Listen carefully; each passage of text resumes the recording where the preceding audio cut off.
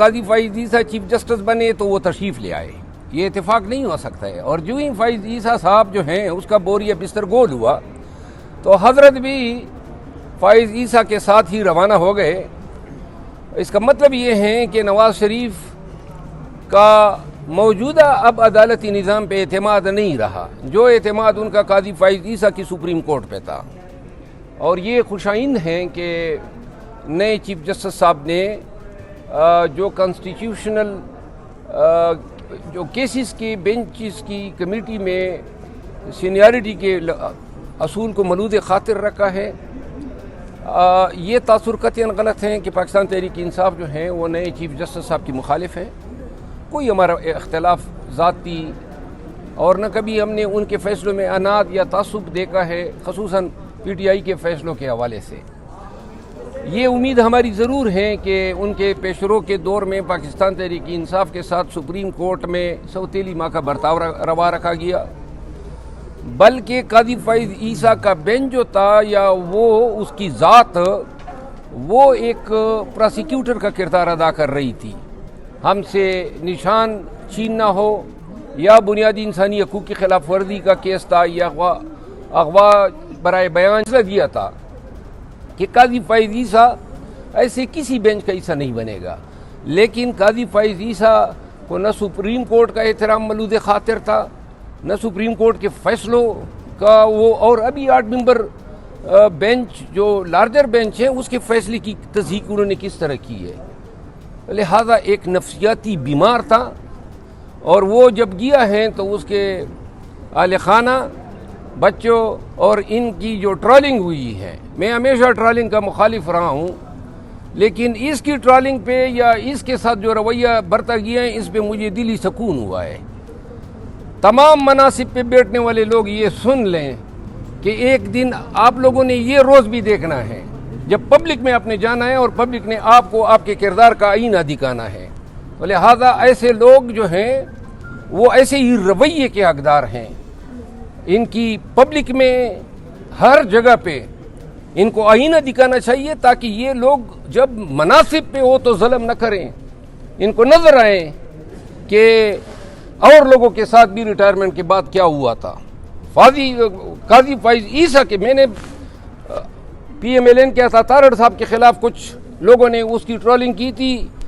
میں نے اس کی مذمت کی تھی، لیکن قاضی فائز عیسیٰ وہ شخص جو منصب کے منصب پہ براجمان تھا، اور اس نے جو انصاف کا ریپ کیا جس انداز میں اس نے بنیادی حقوق، انسانی حقوق اور پاکستان کی عدالتی تاریخ پہ جو اس نے تعزیے جو ہیں لگائے ہیں، جو سپریم کورٹ کی طاقت کو توڑا ہے، سپریم کورٹ کو انتظامیہ کا باجگزار بنانے کی کوشش کی ہے، اس کے یہ تمام سیاہ کرتوت جو ہیں وہ اس کا حقدار بناتی ہیں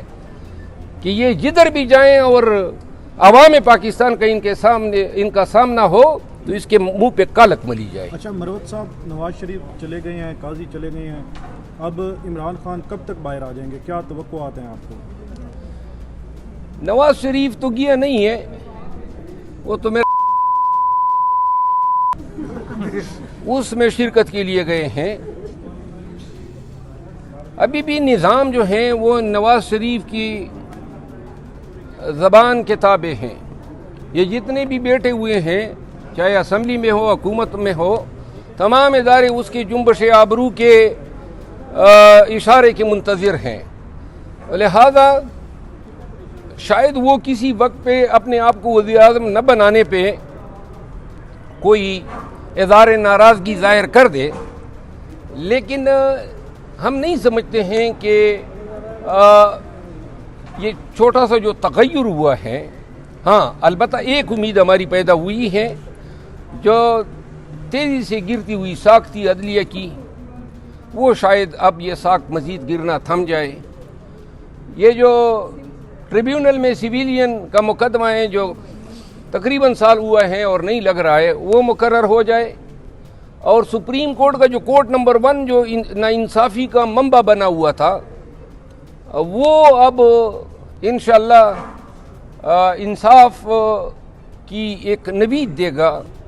میرا خیال یہ ہے، جو میں نے ایک بات کہی تھی کہ مین پروپوزز گاڈ ڈسپوزز، وہ لوگ جو یہ سمجھتے تھے کہ منصور علی شاہ کو ہٹا کے کسی اور جج صاحب کو یا جو موجودہ چیف جسٹس صاحب ہیں ان کو لانے سے شاید ان کے کوئی مقاصد پورے ہوں گے، وہ یہ سوچ رہے ہوں گے کہ شاید اللہ نے جو کرنا تھا وہ ہو گیا، اور جو ابتدائی جو چند اقدامات ہیں یا افریدی صاحب کے، ان کی میں ستائش کرتا ہوں۔ آتش نیوز پاکستان کے سب سے بڑے نیوز نیٹ ورک کا حصہ بننے کا سنہری موقع، ملک بھر سے درج ذیل آسامیوں کی ضرورت ہے۔ Bureau chief, deputy bureau chief, video editor, city reporter, tehsil reporter, district reporter, crime reporter, press reporter, نمائندہ، نامہ نگار۔ Chief executive Syed Jamshed Bukhari. مزید معلومات کے لیے ان نمبرز پر رابطہ کریں۔